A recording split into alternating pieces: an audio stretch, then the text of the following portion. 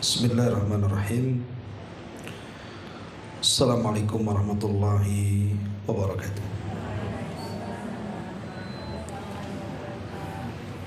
Alhamdulillah wassalatu wassalamu ala Rasulillah wa ala alihi wa sahbihi wa mawalah wa la hawla wa la quwata illa billahi wa ba'du. Baik, kita lanjutkan kajian tafsir surah Al-Baqarah dan kita masuk pada ayat 198 dan seterusnya. Kita baca ayatnya. A'udzubillahi minasyaitonirrajim. Bismillahirrahmanirrahim. Laisa 'alaikum junahun an tabtagu fadlan mir rabbikum. فَإِذَا أَفَضْتُم مِّنْ عَرَفَاتٍ فَاذْكُرُوا اللَّهَ عِندَ الْمَشْعَرِ الْحَرَامِ وَاذْكُرُوهُ كَمَا هَدَاكُمْ وَإِن كُنتُم مِّن قَبْلِهِ لَمِنَ الضَّالِّينَ ثُمَّ أَفِيضُوا مِنْ حَيْثُ أَفَاضَ النَّاسُ وَاسْتَغْفِرُوا اللَّهَ إِنَّ اللَّهَ غَفُورٌ رَّحِيمٌ فَإِذَا قَضَيْتُم مَّنَاسِكَكُمْ فَاذْكُرُوا اللَّهَ كَذِكْرِكُمْ آبَاءَكُمْ أَوْ أَشَدَّ ذِكْرًا فَمِنَ النَّاسِ مَن يَقُولُ رَبَّنَا آتِنَا فِي الدُّنْيَا وَمَا لَهُ فِي الْآخِرَةِ مِنْ خَلَقٍ وَمِنْهُم مَّن يَقُولُ رَبَّنَا آتِنَا فِي الدُّنْيا حَسَنَةً wa fil akhirati hasanah wa qina adzaban nar ulaika lahum nasibum mimma kasabu wallahu sari'ul hisab. Bukanlah satu dosa bagi kalian mencari karunia dari Rabb kalian di musim haji. Apabila kamu bertolak dari Arafah, maka berzikirlah kepada Allah di Masy'aril Haram, maksudnya Muzdalifah. Berzikirlah kepadanya karena dia telah memberi petunjuk kepada kalian, meskipun sebelumnya kalian benar-benar termasuk orang-orang sesat. Kemudian bertolaklah kalian dari tempat orang-orang yang bertolak, maksudnya ke Arafah. Dan mohonlah ampun kepada Allah, sesungguhnya Allah Maha Pengampun lagi Maha Penyayang. Apabila kalian telah menyelesaikan manasik, artinya rangkaian ibadah haji, berzikirlah kepada Allah sebagaimana kamu menyebut-nyebut nenek moyang kalian. Bahkan berzikirlah lebih daripada itu. Di antara manusia ada yang berdoa, Ya Rabb kami, berilah kepada kami kebaikan dunia, sedangkan di akhirat dia tidak memperoleh bagian itu. Tapi di antara mereka ada juga yang berdoa, Ya Rabb kami, berilah kepada kami kebaikan dunia dan kebaikan akhirat, serta lindungilah kami dari azab neraka. Mereka itulah yang akan memperoleh bagian dari apa yang telah mereka kerjakan. Allah Maha cepat perhitungannya. Pada ayat 198, setelah Allah Subhanahu wa taala sebelumnya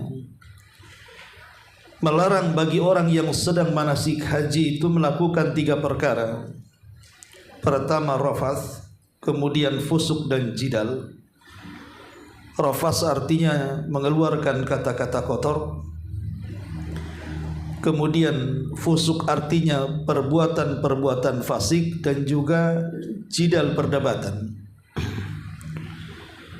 Bukan berarti kemudian 3 perkara ini tidak boleh dilakukan di luar haji. Tetap di luar haji tidak boleh dikerjakan. Yang namanya mengucapkan kalimat kotor, kefasikan, jidal itu terlarang.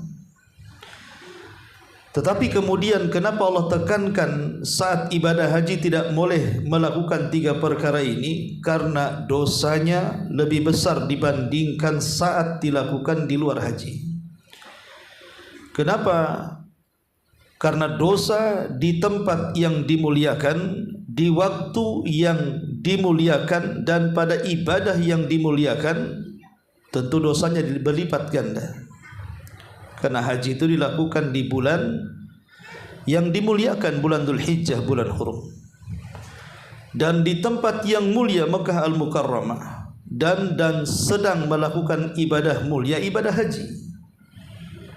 Makanya 3 ibadah ini walaupun di luar haji dilarang, maka lebih dilarang lagi saat manasik haji karena akan membatalkan pahala. Lah dalam ayat 198 ini Allah Subhanahu wa taala ingin menjelaskan tidak semua perbuatan manusia tercela. Ada yang boleh dilakukan. Apa itu? Berdagang saat haji. Di sini Allah Subhanahu wa taala mengatakan laisa 'alaikum junahun an tabtaghu fadlan mir rabbikum. Bukanlah satu perbuatan dosa bagi kalian mencari karunia dari Rabb kalian. Kalimat fadlan dalam ayat ini maksudnya at-tijarah. Maksudnya berjual beli atau berdagang. Orang yang sedang ibadah haji dibolehkan dia melakukan perniagaan. Tapi kalau seandainya dia niatkan hanya untuk ibadah haji semata, tentu ini lebih afdal.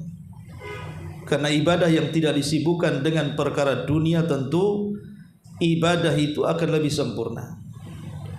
Tapi kalau ibadah kemudian dicampur adukan dengan perkara-perkara dunia, walaupun mubah hukumnya seperti jual beli, maka bisa saja mengurangi pahalanya. Tapi secara hukum boleh-boleh saja. Karena Allah yang mengatakan tidak ada dosa bagi kalian mencari karunia dari Rabb kalian. Artinya kalian boleh dalam musim haji itu berjualan. Tetapi sekali lagi, niat berjualan ini adalah niat kedua setelah haji. Jangan sampai kemudian niat berniaga ini diutamakan dibandingkan niat haji, karena akan berbeda hukumnya. Artinya haji sambil dagang, bukan dagang sambil haji, itu maksudnya. Kemudian Allah Subhanahu wa taala mengatakan fa idza afadtum min arafatin. Apabila kalian bertolak dari Arafah. Arafah disebut Arafah. Bisa disebut Arafah atau Arafat. Ada yang mengatakan bahwa disebut Arafah karena manusia yang sedang mereka wukuf di Arafah, mereka mengakui dosa-dosa mereka. Jadi Arafah disebut Arafah li'tirafihim bidzunub, karena mereka mengakui akan dosa-dosanya. Maka tempat itu disebut Arafah.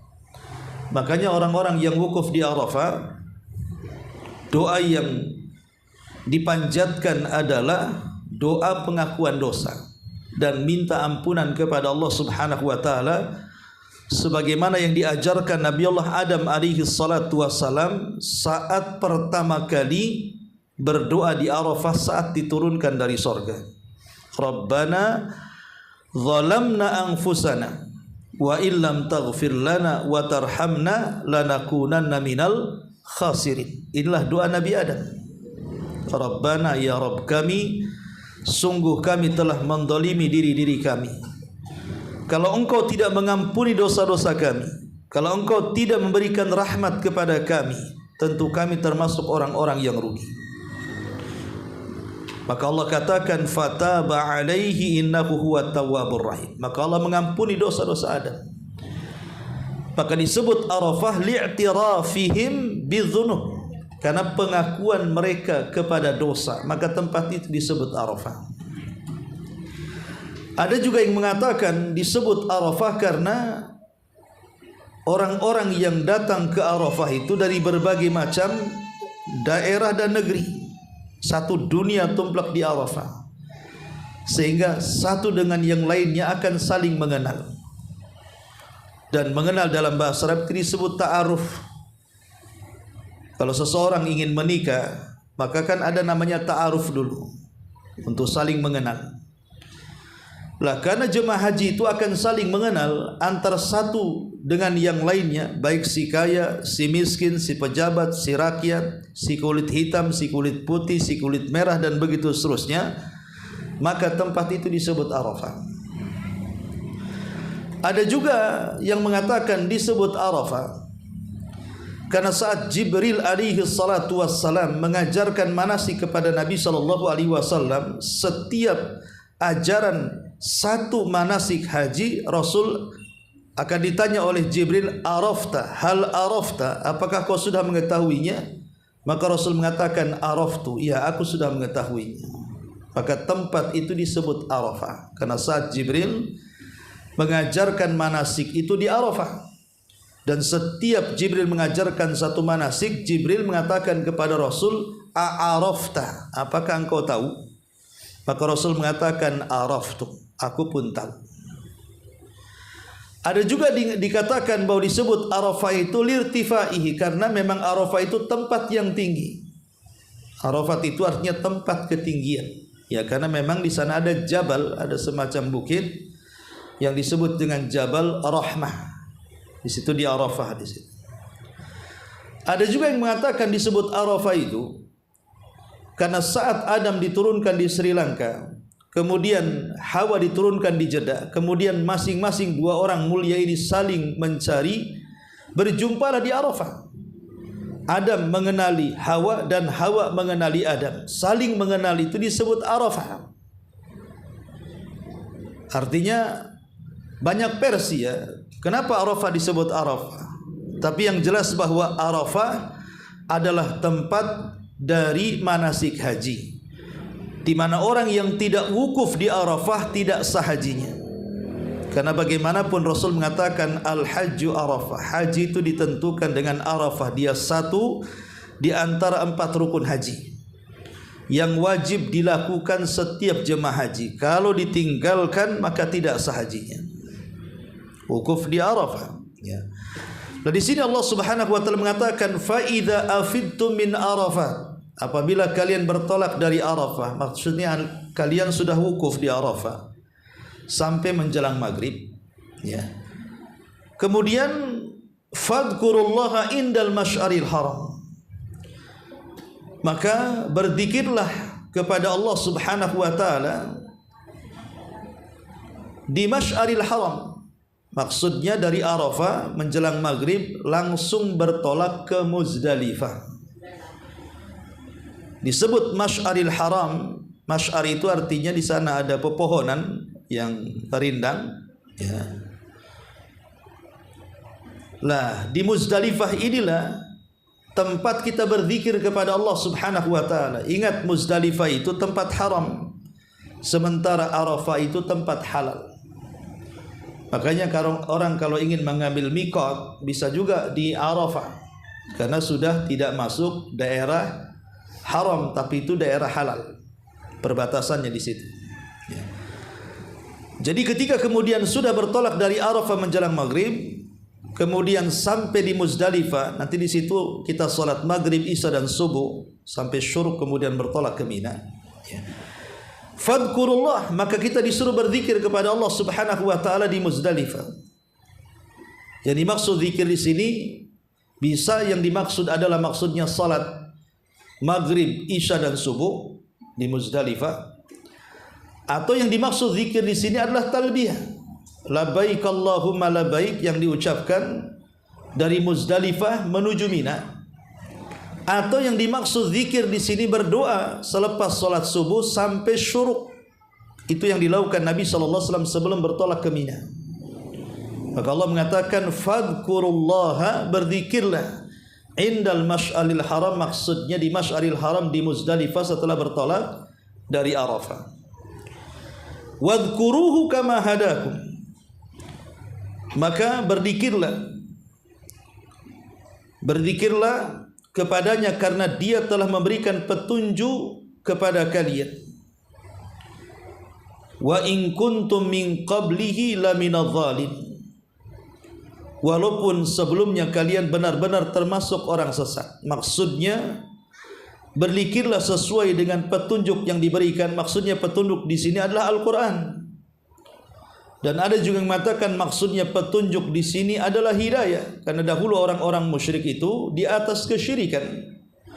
Ada juga yang mengatakan petunjuk di sini artinya ajaran Nabi sallallahu alaihi wasallam. Kemudian Allah Subhanahu wa taala mengatakan tsumma afidhu min haitsu afadhan nas. Kemudian bertolaklah kalian dari tempat orang-orang yang bertolak. Ayat ini sebagian ahli tafsir mengatakan bahwa ayat ini kecaman kepada orang-orang musyrik Arab. Karena orang-orang Mekah, Quraisy, orang-orang kafirnya, dan juga orang-orang Khuza'ah dan beberapa kabilah yang lainnya, saat mereka melaksanakan manasik haji ala jahiliyah, mereka tidak akan sampai ke Arafah. Jadi orang-orang kafir Quraisy itu hajinya sampai di Muzdalifah saja. Alasannya karena kata orang-orang kafir Quraisy atau orang-orang suku Huza'ah dan kabilah-kabilah yang lainnya, karena mereka termasuk ahlul haram. Kami ini penduduk haram, tidak mungkin kami keluar dari haram. Makanya manasik hajinya orang-orang musyrik Arab itu sampai di Muzdalifah saja. Mereka tidak akan melakukan wukuf di Arafah, karena Arafah itu sudah tempat yang halal, bukan haram. Makanya Allah Subhanahu wa taala mengatakan di sini, "Tsumma afidhu min haitsu afadhan nas." Kemudian bertolaklah kamu dari tempat orang-orang yang bertolak. Jangan seperti orang-orang musyrik yang sampai Muzdalifah tidak sampai ke Arafah. Tapi kita tetap haji dan wukuf di Arafah. Ada yang mengatakan bahwa an-nas dalam kalimat afadhan nas, kemudian bertolaklah dari tempat manusia. Siapa manusia di sini? Ada yang mengatakan umumnya manusia haji. Umumnya manusia haji ya ke Arafah, wukuf di situ. Ada yang mengatakan an-nas di sini maksudnya Ibrahim. Maksudnya bertolaklah kalian sebagaimana bertolaknya Ibrahim ke Arafah.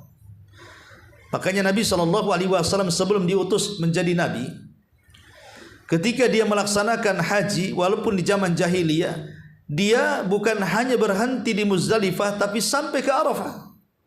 Maka orang-orang kafir mencela Nabi SAW. Lihat, dia mau menyelisih kita, katanya.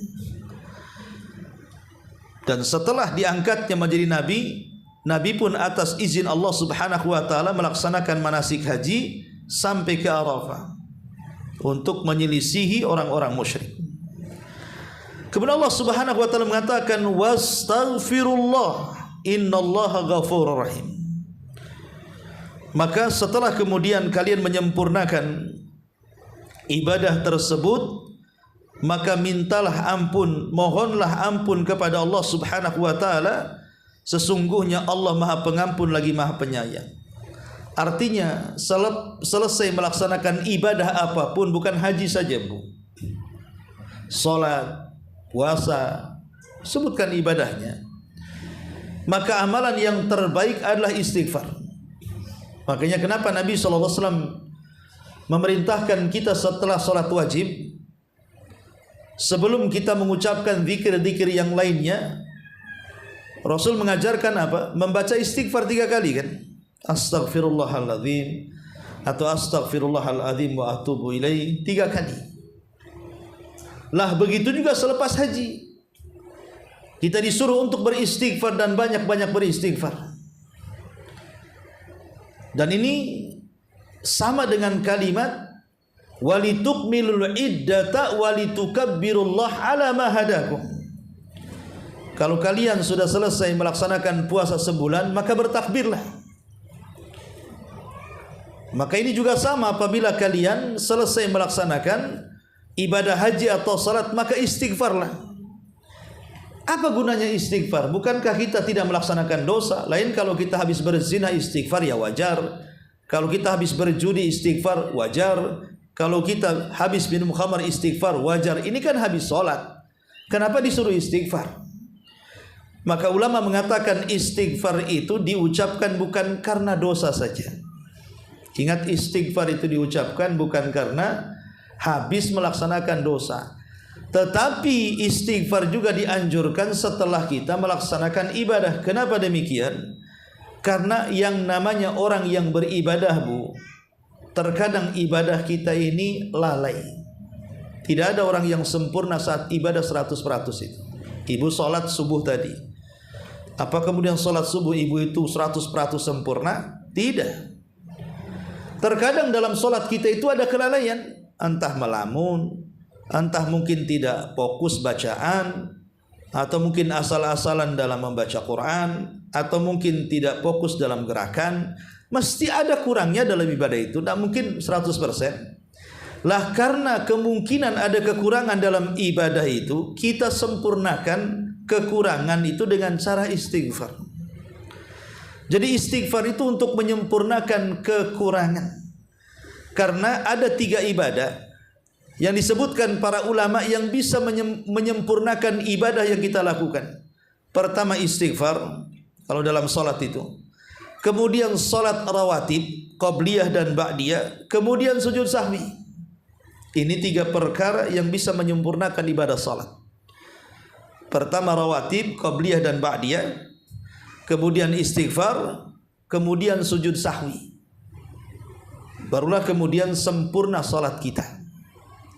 Lah salah satunya istighfar. Lihat bagaimana Nabi SAW setelah kemudian tugasnya usai menguasai Mekah dan Madinah, kemudian turun ayat idza jaa nasrullahi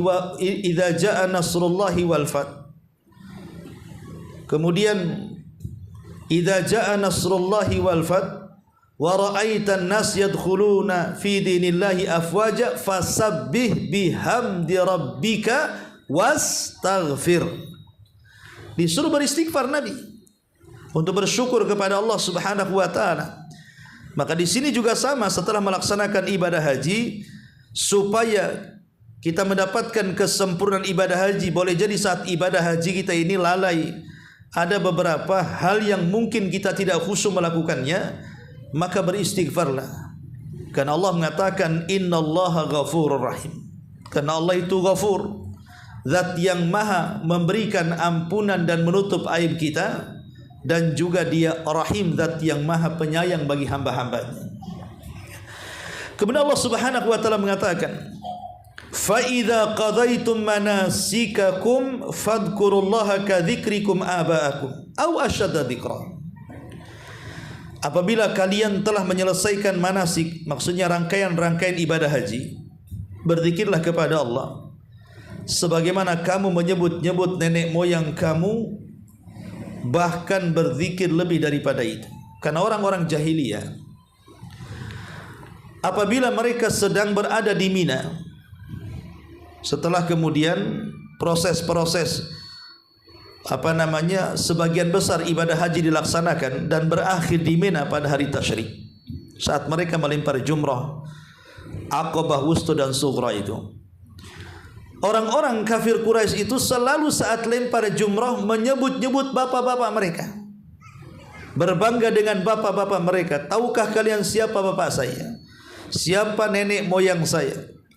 Dia adalah fulan ibn fulan, pekerjaannya fulan, pekerjaannya ini, jasanya ini, dan begitu seterusnya. Berbangga. Jadi saling membanggakan nenek moyang mereka saat melempar jumrah. Itu di zaman jahiliyah, ya. Maka setelah datangnya Islam, Nabi SAW melarang. Tidak boleh lagi kalian menyebut-nyebut bapak-bapak kalian, tapi kalian harus menyebut nama Allah Subhanahu wa taala lebih keras dibandingkan saat kalian dahulu menyebut nenek moyang kalian saat lempar jumrah.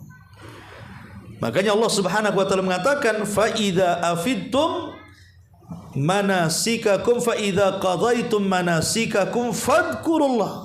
Apabila kalian selesai manasik haji, maka berzikirlah kepada Allah. Harus lebih kencang dibandingkan kalian menyebutkan bapa dan nenek moyang kalian.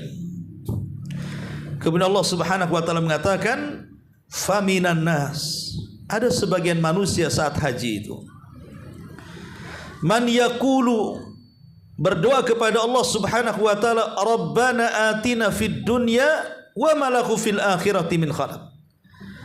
Ya Allah, berikanlah kepada kami kebaikan dunia, sedangkan di akhirat dia tidak memperoleh apapun. Jadi saat melaksanakan ibadah haji di tempat-tempat mustajab doa, ada sebagian orang itu yang doanya hanya dunia dan dunia. Ya Allah, selepas haji, mudah-mudahan dengan haji ini usaha saya lancar, supaya jodoh saya dekat, supaya saya mau nyalon jadi. Ya, pokoknya itu otaknya dunia saja. Jadi ada orang-orang yang saat ibadah itu doanya itu hanya minta dunia, dunia, dunia. Tidak ada akhirat sama sekali. Lah orang yang seperti ini dicela dalam Quran. Wa ma lahu fil akhirati min khalaq. Maka di akhirat dia tidak akan Allah berikan bagian sedikit pun.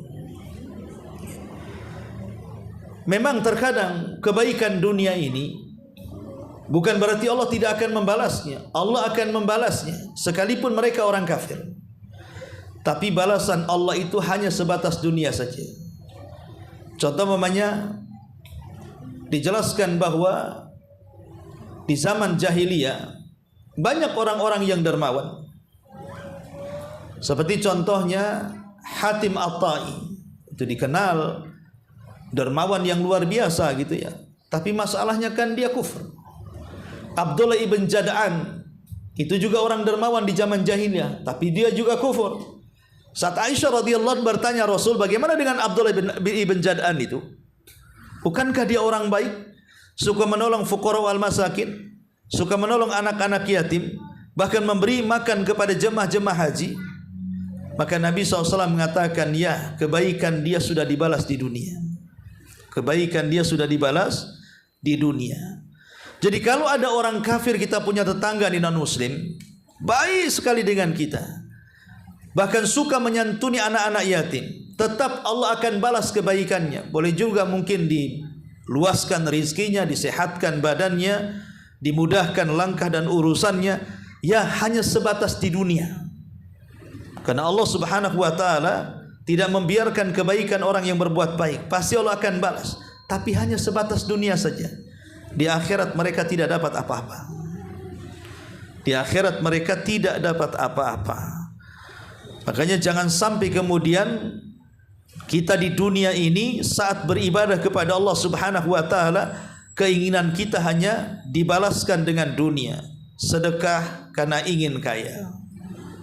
Kan begitu, orang yang bersedekah niatnya hanya ingin kaya saja. Sedekah hanya ingin sembuh penyakitnya saja. Tidak ada urusan yang lainnya kecuali hanya dunia. Maka Allah mengatakan, wa ma lahu fil akhirati min khalaq. Orang yang seperti ini di akhirat tidak akan mendapatkan apa saja. Seperti hadis yang menjelaskan 3 manusia. Yang pertama disentuh api neraka. Pertama seorang mujahid, yang kedua ahli sedekah, dan yang ketiga pakar Quran. 3-3 dilempar ke neraka. Kenapa? Karena saat orang berjihad, niatnya supaya ingin disebut pahlawan kemudian mati. Yang bersedekah, niat sedekahnya supaya manusia menyebutnya dermawan kemudian mati. Orang yang mengajarkan Quran, saat mengajarkan Quran supaya orang menyebutnya qari kemudian mati. 3-tiganya amalannya amalan akhirat, tapi tujuannya untuk dunia, maka merekalah orang yang pertama disentuh api neraka. Wa ma lahu fil akhirati min khalaq. Wa minhum, tetapi ada sebagian mereka itu saat haji, man yaqulu rabbana atina fid dunya hasanah wa fil akhirati hasanah wa qina adzabannar. Doa ini disebut doa sapu jagat. Orang kalau sedang umrah kemudian tawaf, maka salah satu bacaan tawaf antar rukun Yamani ke Hajar Aswad adalah membaca Rabbana atina fid dunya hasanah wa fil akhirati hasanah wa qina adzabannar. Lah hendaklah siapapun kita, saat ibadah apapun kita, maka doa yang harus dipanjatkan ini hendaklah doa yang seperti ini. Meminta kebaikan dunia, tetapi juga meminta kebaikan akhirat. Tapi porsi meminta kebaikan akhirat harus lebih besar dibandingkan porsi meminta kehidupan dunia. Karena dalam doa ini ulama menyebutnya doa sapu jagat. Kenapa disebut sapu jagat? Karena semua doa baik dalam Quran atau sunnah terangkum dalam doa ini. Makanya doa ini adalah doa terbaik di dunia. Doa ini adalah doa terbaik di dunia karena mencakup 3 perkara. Yang pertama meminta kebaikan dunia. Rabbana atina fid dunya hasanah. Yang kedua meminta kebaikan di akhirat. Wa fil akhirati hasanah. Yang ketiga meminta agar jangan sampai dimasukkan ke dalam neraka. Wa qina adzabannar. Berarti di sini ada 3 permintaan. 1 dunia dan 2 serta yang ketiga urusan akhirat. Berarti kalau kita simpulkan ibu kalau sedang berdoa, maka mintalah dunia itu 1/3-nya, mintalah akhirat itu 2/3-nya.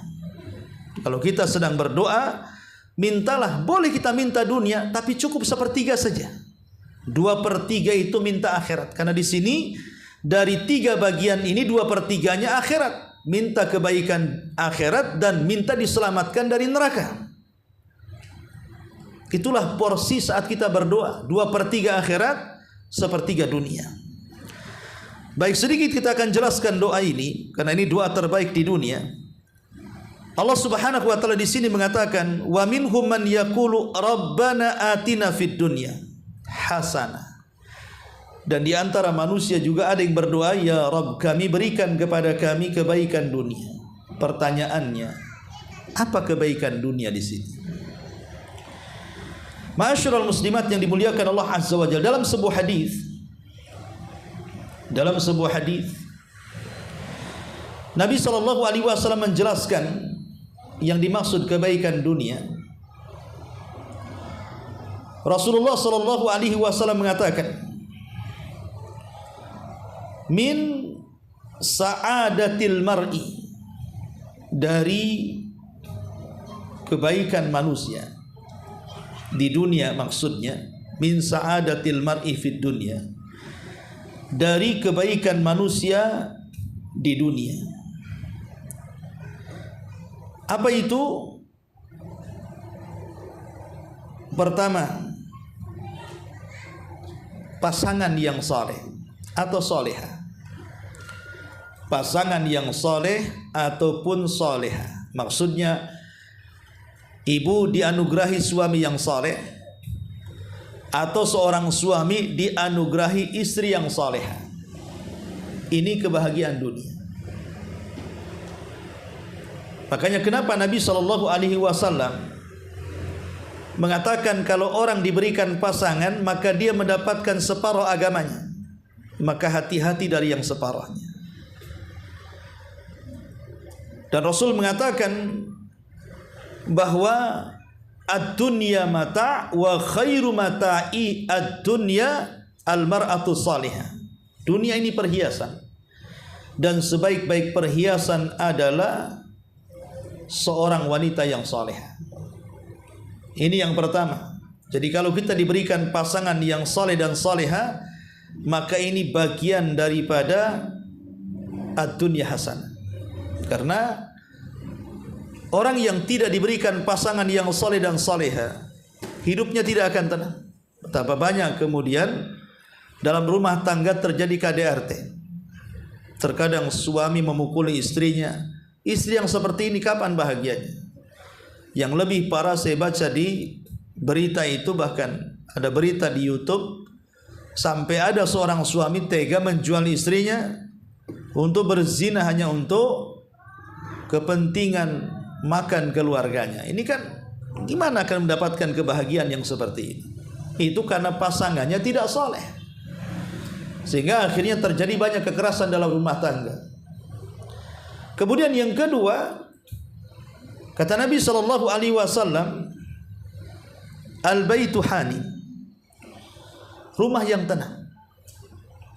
Rumah yang tenang itu ya rumah yang luas, ya. Sebab kalau rumah luas, pandangan pun luas, ibu mau nata barang-barang pun senang. Ini kalau rumah sudah satu kamar kayak kos-kosan, baru naruh kasur sudah habis. Di mana lemari kompornya? Apalagi sampai dimasukkan kulkasnya, ibu mau tidur di mana kan gitu. Rumah sempit itu tidak akan senang. Makanya banyak orang yang ingin membesarkan atau meluaskan rumah, tidak ada masalah. Membesarkan rumah, meluaskan rumah itu tidak tercela. Kan itu bagian dari kebahagiaan dunia maksudnya. Rumah kalau bagus, tertata, nyaman, tentu juga ibu akan betah di rumah. Kemudian juga yang ketiga kebahagiaan dunia adalah al-jar as-salih atau salih. Tetangga yang baik, tetangga yang saleh atau salihah. Karena terkadang kalau kita punya tetangga yang tidak baik, rasa-rasanya kita pingin pindah rumah kan, Bung. Malas tetangga ini, cerewet banget kan itu. Nengok dia saja kayak nengok setan. Ada orang yang nggak mau nengok tetangganya. Sehingga akhirnya kemudian banyak yang pindah rumah gara-gara tetangga. Banyak tersakiti gara-gara tetangga.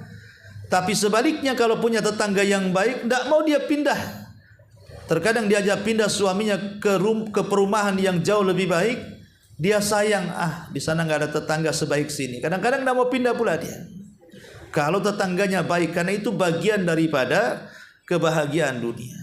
Kemudian yang keempat, al-markab as-salih. Kendaraan yang baik.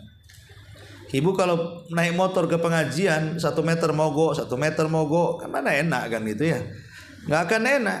Atau beli mobil, bentar-bentar masuk bengkel, bentar-bentar masuk bengkel, apa nggak stres kepala kan. Tapi kalau kendaraannya bagus ya, kendaraannya enak dinaikkan, apalagi baru gitu kan, nggak ada masalah.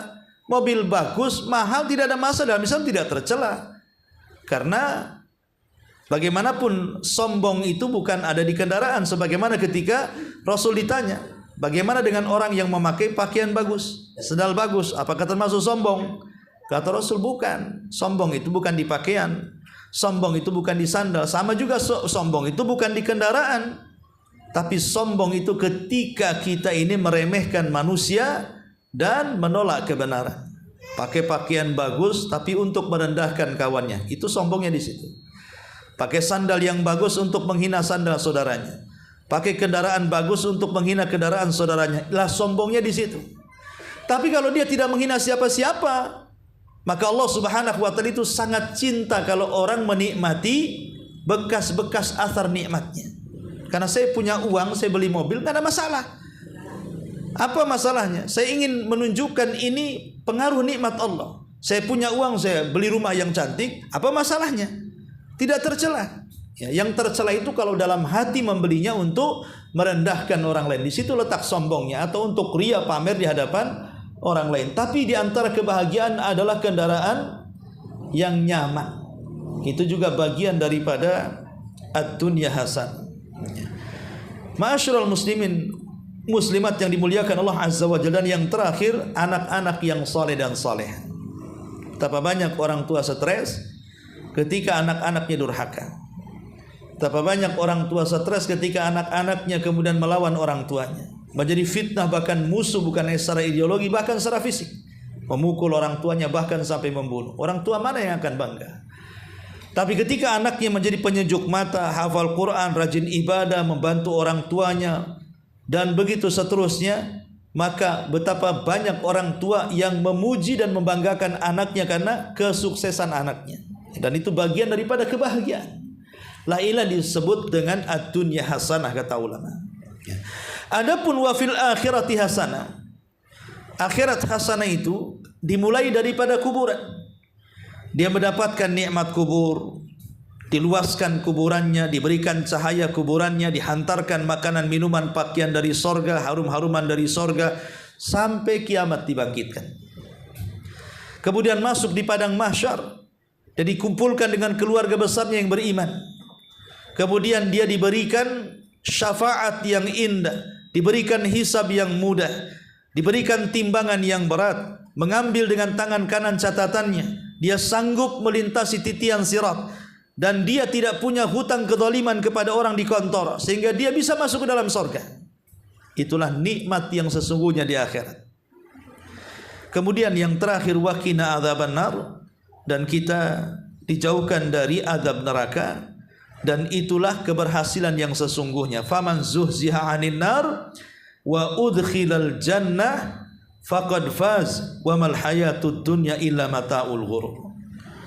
Nabi Allah Subhanahu wa taala mengatakan, siapa yang dipindahkan dari jahanam ke dalam sorga, maka itulah keberhasilan yang sesungguhnya. Itulah waqina adzabannar. Di zaman Nabi sallallahu alaihi wasallam ada Arab Badui. Itu tawaf bersama Nabi sallallahu alaihi wasallam dan para sahabat yang di antaranya Muadz bin Jabal.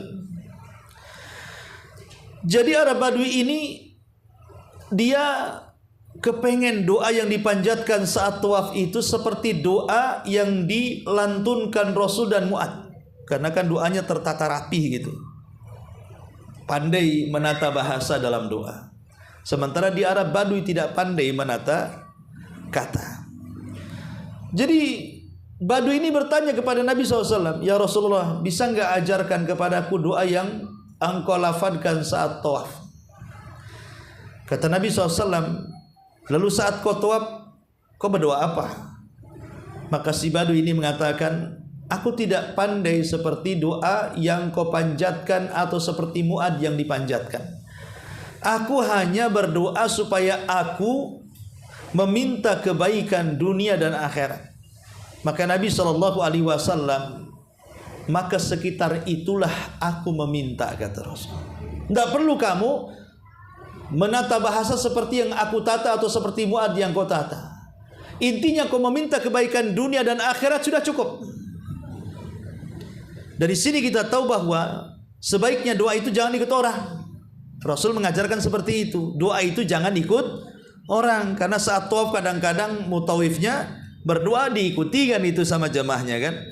Kata Nabi SAW, apa yang kau minta? Aku meminta kebaikan dunia akhirat. Ya sudah, itu aja yang kau minta. Tidak perlu kau ikut aku, gitu maksudnya. Nah dari sini kita tahu bahwa Nabi SAW mengatakan kepada si Arab Badui itu, sekitar itulah kau meminta. Artinya mintalah kebaikan dunia dan kebaikan akhirat. Makanya disebutkan dalam hadis Aisyah radhiyallahu anha, Nabi SAW itu paling banyak berdoa dengan doa sapu jagat, terutama saat salat.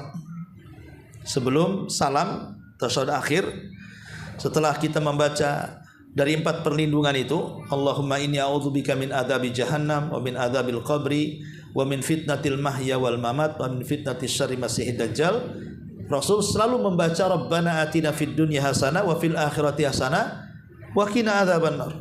Kemudian Rasul mengatakan Allahumma inni a'udzubika minal ma'tham wal maghram. Jadi itu selalu dibaca Nabi SAW. Bahkan Anas ibn Malik radhiyallahu an, apabila dia memulai doanya sebelum minta sesuatu secara rinci, maka Anas bin Malik akan memulai doanya dengan Rabbana atina fid dunya hasanah wa fil akhirati hasanah wa qina adzabannar. Baru dia berdoa dengan yang lain. Karena dia tahu bahwa doa Rabbana itu adalah doa sapu jagat yang menyapu semua doa-doa yang ada. Masuk ke dalam doa ini.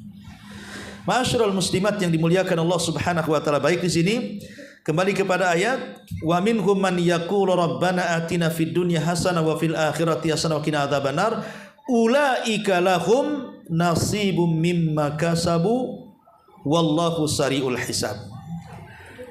Mereka itulah orang-orang yang akan memperoleh bagian dari apa yang telah mereka kerjakan, dan Allah maha cepat perhitungannya. Kemudian Allah Subhanahu wa taala tutup ayat haji dalam ayat ke-203-nya, wadhkurullaha fi ayyamin ma'dudat faman ta'ajjala fi yawmaini fala ithma alayhi wa man ta'akhkhara fala ithma alayhi liman ittaqa wattaqullaha wa'lamu annakum ilaihi tuhsyarun. Dengan ditutupnya ayat ini berarti selesai ayat-ayat haji. Berzikirlah kepada Allah pada hari yang telah ditentukan jumlahnya, maksudnya hari tasyrik. Di sini maksudnya hari tasyrik. Hari tasyrik tidak boleh berpuasa, karena ada dalam setahun itu 3 hari orang tidak boleh puasa. Pertama saat Idul Adha, orang tidak boleh puasa. Yang kedua saat Idul Fitri, orang tidak boleh puasa. Yang ketiga saat hari tasyrik, tanggal 13, 14, 15 tidak boleh berpuasa. Hari tasyrik tanggal 11, 12 dan 13 tidak boleh puasa. Jadi 3 hari dalam setahun tidak boleh puasa. Pertama Idul Fitri, yang kedua Idul Adha, yang ketiga 3 hari tasyrik 11, 12 dan 13. Orang tidak boleh berpuasa karena 3 hari ini disebut Yaumul Id atau Ayyamul Id, hari-hari Id, hari ulang tahun kaum muslimin, tidak boleh puasa. Wadhkurullaha fi ayyamin ma'dudat, maksudnya hari tasyrik, dan hari tasyrik adalah hari ketika jemaah haji berada di Mina. Dan biasanya kalau jemaah haji sudah di Mina kan dimulai dari tanggal 8 hari tarwiyah, kemudian diakhiri tanggal 13 hari tasyrik kan, cuma 6 hari haji. 6 hari haji itu tidak lama sebenarnya. Dimulai tanggal 8 diakhiri tanggal 13. Lah 11, 12, 13 semua jemaah haji ada di Mina. Disitulah mereka melakukan proses lempar jumrah, Aqabah, Wusta dan Sughra. Di sini Allah mengatakan faman ta'ajjala fi yaumaini.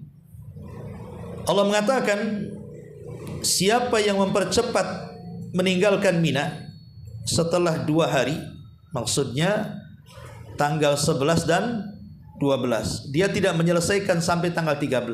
Jadi tanggal 12 dia pulang, ya, maka dianggap sah hajinya. Tidak ada masalah, tidak ada dosa bagi dia. Tetapi kata Al-Quran di sini, bagi orang yang ingin mengakhirkan, maksudnya menyelesaikan sampai tanggal 13 gitu ya, menyelesaikan sampai tanggal 13, tidak ada dosa pula baginya. Artinya Allah Subhanahu wa taala seolah-olah mengatakan sebaiknya dirampungkan daripada digantungkan. Memang boleh tanggal 12 pulang, tapi sebaiknya tanggal 13 lah pulang, itu diselesaikan, karena bagaimanapun makin lama orang beribadah haji berada di Mina, makin banyak ibadah yang dilakukan, makin banyak zikir yang dilakukan, lempar jumrah yang dilakukan, tentu lebih afdal. Itu maksudnya. Kemudian Allah mengatakan bagi orang yang bertakwa, wattaqullah, dan bertakwalah kepada Allah Subhanahu wa taala, wa'lamu, ketahuilah, annakum ilaihi tuhsyarun, bahwa hanya kepada Allah lah kalian akan dikumpulkan. Ingat, sebagaimana jemaah haji itu kan berkumpul satu dunia, berkumpul di Arafah, maka nanti Allah akan kumpulkan kembali kalian di padang mahsyar, dan semua akan dipertanggungjawabkan amalan kita di dunia di hadapan Allah Subhanahu wa taala. Maka dengan ayat ke-203 ini berakhirlah ayat-ayat tentang manasik haji, dan akan berpindah kepada ayat-ayat yang lainnya. Baik, sampai di sini kita buat tanya jawab, silakan.